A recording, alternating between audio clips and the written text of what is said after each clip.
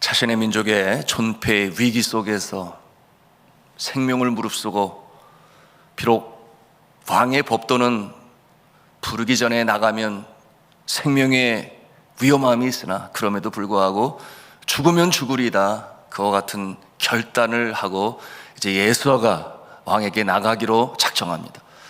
그리고 이와 같은 내용을 이제 모르드게에게 알리죠. 내가 3일 동안 금식할 것이니 수산성에 있는 모든 유대인들을 모으고 함께 금식에 동참함으로 일을 도우라, 이와 같은 내용으로 요청을 합니다. 그리고 모르드게가 이제 그와 같은 일로 실천합니다. 여러분, 이 금식은 어떤 의미가 있을까요? 금식기도, 성경이 말씀하고 있는 이 금식에 대해서 우리가 함께 생각해 보기를 원하는데요. 여러분, 이 금식은 이 생명에 필수적으로 필요한 음식을 기도하는 동안 끊는 것이니, 더 이상 내가 의지하는 나의 육체와 그리고 육신의 힘과 그리고 나의 열심을 의지하는 것이 아니라 전적으로 하나님만을 의지하겠다, 그와 같은 다짐이 이 금식하는 자에게 있는 것입니다. 생명의 주인이시고 또한 주관자가 되시는 하나님만을 의지하겠다. 금식기도는 이처럼 생명의 위험을 무릅쓰고 하나님께 드리는 기도이므로 깊은 기도에 이르게 합니다. 금식기도는 하나님과 나와의 관계를 똑바로 세우는 것이니 자연스럽게 이 심령의 청결함의 과정을 거치게 돼요. 그러니 회개가 동반되죠. 하나님 앞에 못난 자신, 범죄한 자신, 부끄러운 자신을 슬퍼하며 애통해하며 괴로워하며 하나님께 은혜를 구하는 것입니다. 그러게 이 금식 기도는 육신적인 질병이 고침을 받게 되고, 그런가 하면은 영적인 문제를 해결받기도 합니다. 금식을 하게 되면 자연스럽게 하나님과의 관계가 다시금 세워지게 되니 하나님을 사랑하게 돼요. 뜨거운 마음이 그 마음에 회복이 되고, 더더욱 그러기 때문에 하나님을 의지하게 됩니다. 그와 같은 모습을 보고 하나님께서는 더 큰 은혜를 베푸세요. 그것이 금식 기도의 유익입니다. 그렇기 때문에 더 능력 있는 신앙생활로 나아가게 되는, 오늘날에는 어떻게 제가 어렸을 때보다 더 금식 기도가 없어진 이 시대의 모습을 보니, 건강해야 된다 하는, 물론 건강해야 되지요. 더 좋은 음식 먹어야 돼. 그리고 맛있는 음식을 먹으면 행복해져. 세상에 차를 타고 1시간 넘게 맛집을 찾아가서 먹는 것으로, 그것이 또 행복의 기준은 아니지만 하나의 방편이 되기도 하지만, 그러나 성경은 이 금식의 유익에 대해서 말씀을 하고 있고, 또 오늘 말씀을 통해서는 민족적 위기 속에서 이 금식 기도의 능력을 우리에게 보여주고 있으니, 여러분, 우리의 삶이 늘 평탄하면 그런 마음 갖지 않겠으나, 여러분 삶이 늘 꽃길을 걷는 것은 아니지요. 그럴 때 우리는 주님 앞에 똑바로 서야 되는데, 금식은 유익함이 있다, 우리가 마음에 기억해야 할 것입니다. 여러분, 하나님께서는 이 금식 기도에 대해서 어떻게 친히 말씀하셨는가? 이사야서 58장 6절 이하에 이런 말씀으로 하세요. 내가 기뻐하는 금식은 흉악의 결박을 풀어주며 멍에의 줄을 끌어주며 압제 당하는 자를 자유케 하며 모든 멍에를 끊는 것이 아니겠느냐? 또 줄인 자에게 내 양식을 나누어 주며 유리하는 빈민을 지배드리며 헐벗은 자를 보면 입히며 또 내 고륙을 피하여 스스로 숨지 아니하는 것이 아니겠느냐? 금식함으로 인하여 사용하지 않은 그것을 가지고 가난한 자를 돕는다, 그 뜻을 가지고 있어요. 그런가 하면 또 말씀하시니, 그리하여 내 빛이 새벽같이 비칠 것이며 내 치유가 급속할 것이며 내 공의가 내 앞에 행하고 여호와의 영광이 내 뒤에 호유하리니, 내가 부를 때에는 나 여호와가 응답하겠고 내가 부르짖을 때에는 내가 여기 있다 하리라. 이와 같은 금식의 유익에 대해서 친히 말씀해 주셨어요.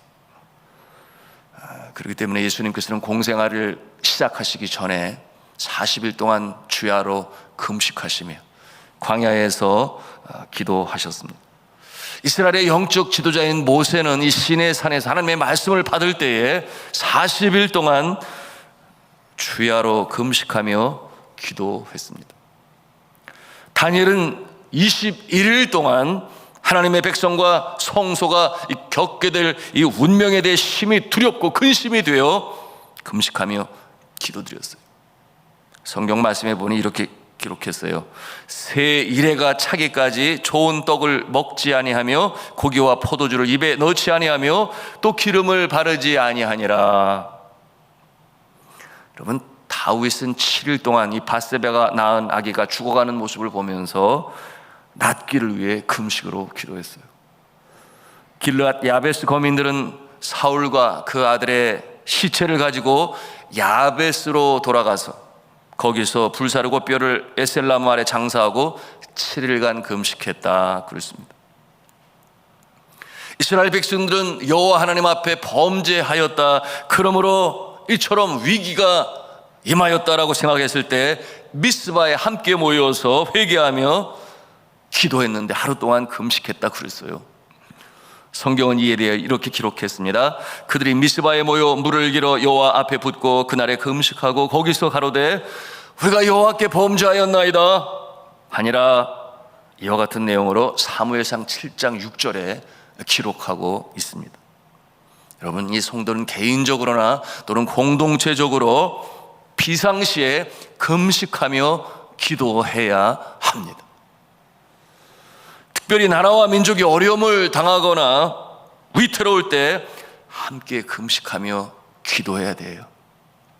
그와 같은 모습을 하나님께서는 보시고 더 큰 은혜를 베푸시기 때문에 그러합니다. 이렇게 민족의 존폐의 위기에서 동족과 더불어 금식으로 기도하는 에스더는 3일 동안 금식하는 중에 3일째 날이죠. 예복을 입고 이제 어전 왕인 곳으로 나아갑니다.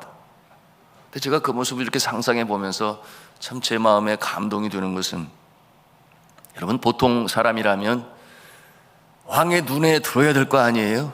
예쁘게 보여야 할 것 아니겠습니까?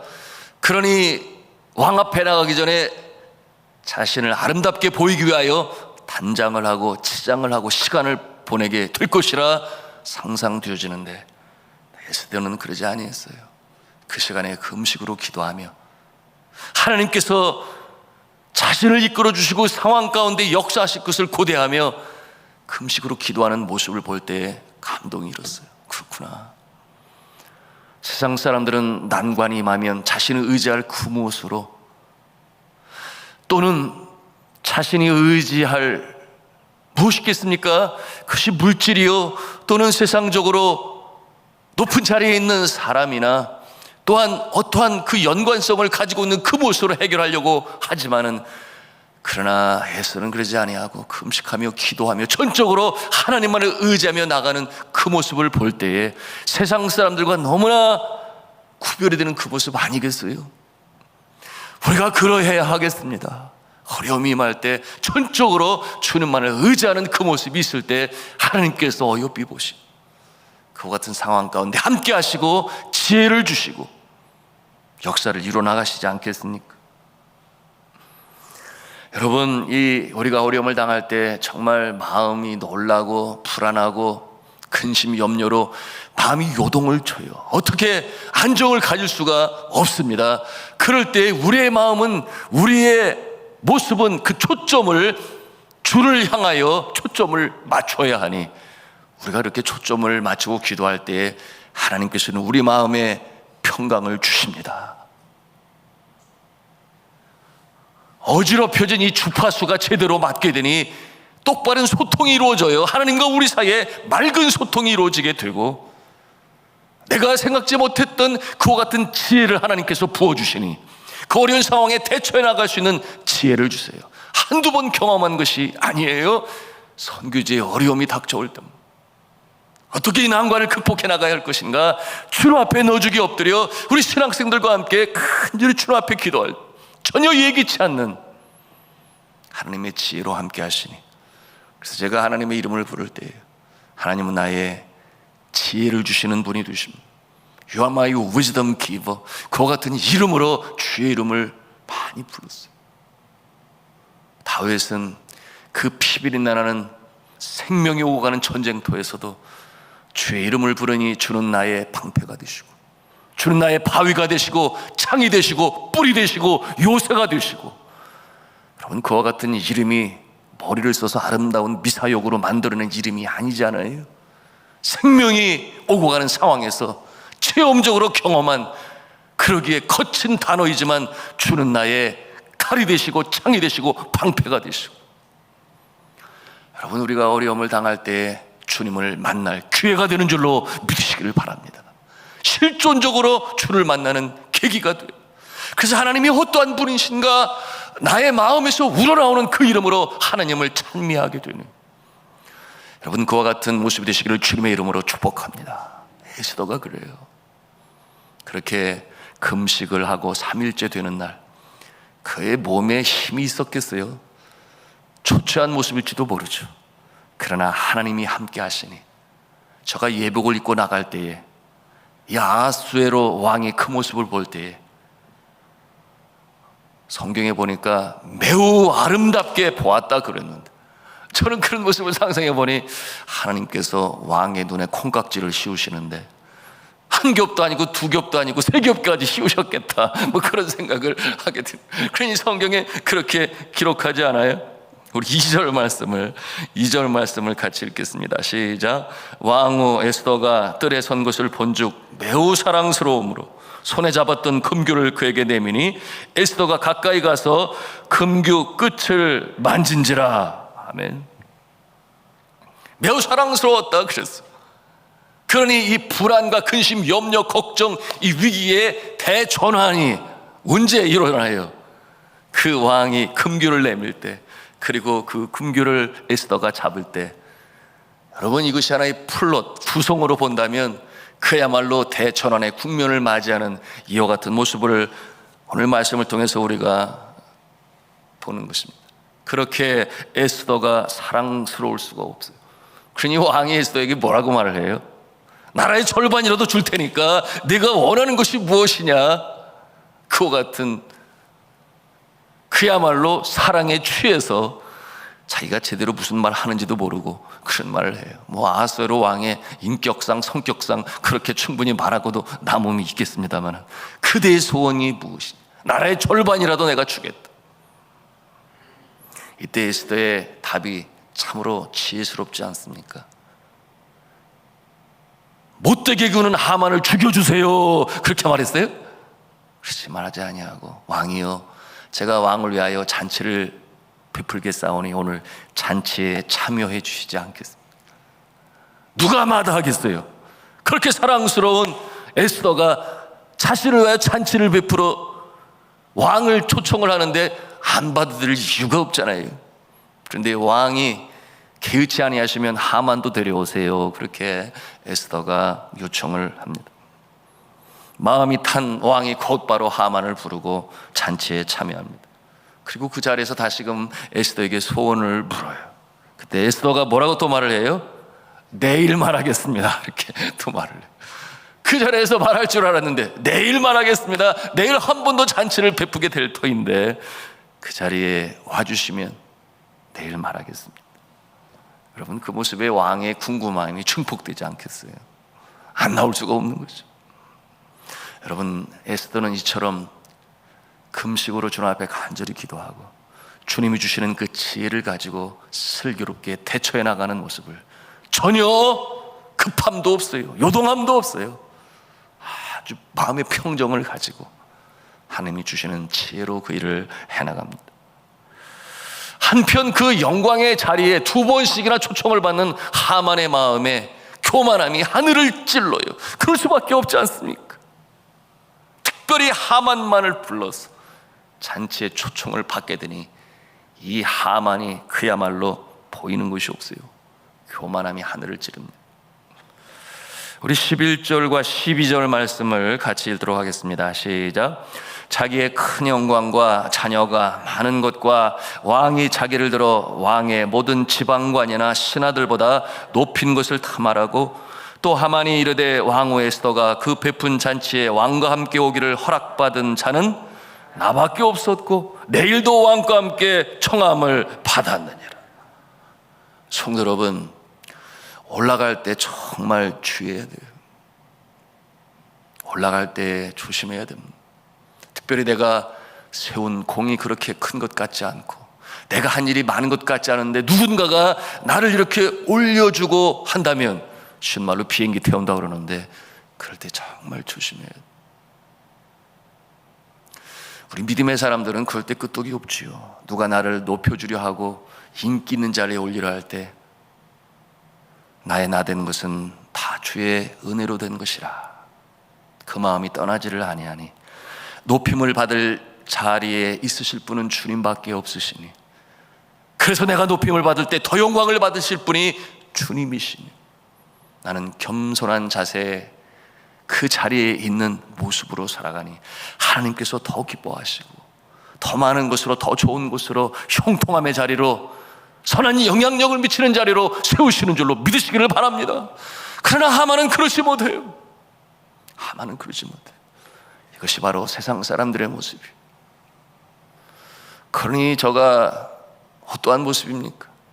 자랑하고 싶어요.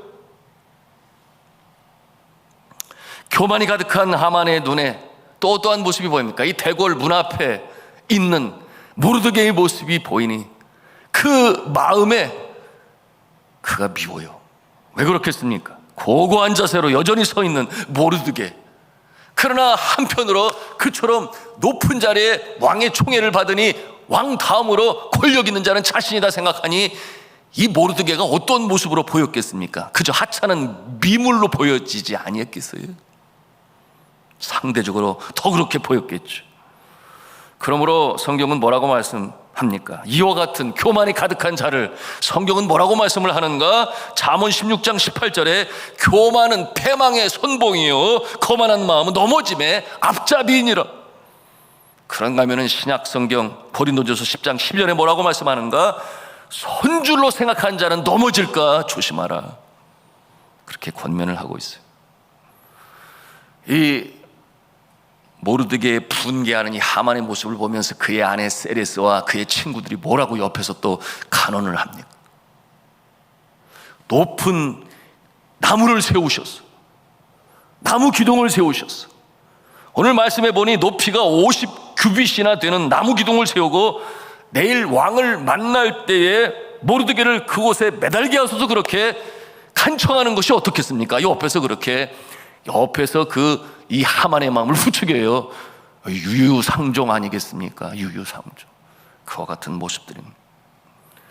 여러분, 이 50규빗이나 되는 이 높이는 얼마나 되냐면 23m나 되는, 이게 바로 23m나 되는 사람을 죽이는 그와 같은 교수대를 세우라는 그와 같은 말 아니겠어요?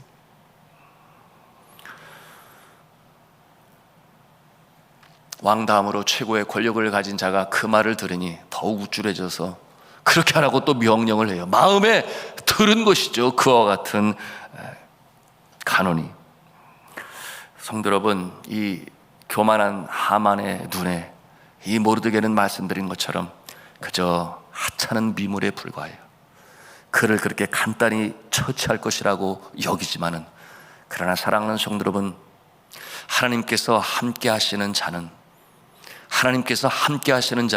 하나님께서 지켜보호하시니 세상에 그 어떤 권세 있는 자도 함부로 대할 수 없는 것임을 오늘 말씀을 통해서 우리가 대하는 것입니다. 여러분이 그와 같은 모습이시기를 주님의 이름으로 축복합니다. 어떠한 상황 가운데서도 세상에 권력 있는 자 앞에서 행여나 기죽지 마세요. 나는 특별한 하나님의 자녀이니 하나님이 나를 보호하시니 하나님이 나와 함께 동행하시는, 여러분, 그것이 모르드게의 자세 아니었겠습니까? 결코 주눅들림이 없어요.